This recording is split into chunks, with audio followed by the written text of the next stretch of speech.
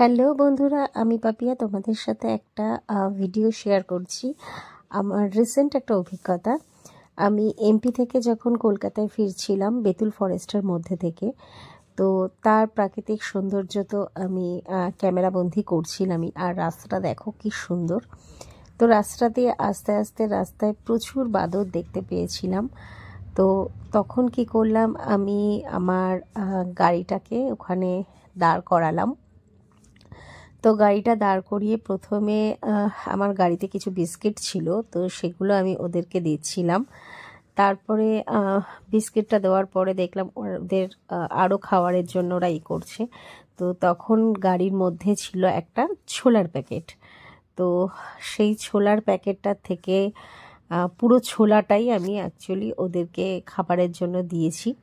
তো দেখো ওরা কি সুন্দর ক্যাচ লুপে লুপে বিস্কিটগুলোকে ধরছিল, খুব ভালো লাগছিল আমার। তো তারপরে ওদেরকে যেটা বলছিলাম আর কি, ছোলার প্যাকেট থেকে পুরো ছোলাগুলোই ওদেরকে খাওয়ালাম। তো ওদেরকে খাইয়ে আমার দারুণ লাগছিল এবং ওরা খুব আনন্দের সাথেও খাচ্ছিল। তো আমার এই ছোট অভিজ্ঞতাটা আমি তোমাদের সাথে শেয়ার করলাম। তো আমার এই ভিডিওটা তোমাদের কেমন লাগলো সেটা কিন্তু অবশ্যই কমেন্ট করে জানিও। এরপর আমি কলকাতার উদ্দেশ্যে আবার যাত্রা শুরু করলাম।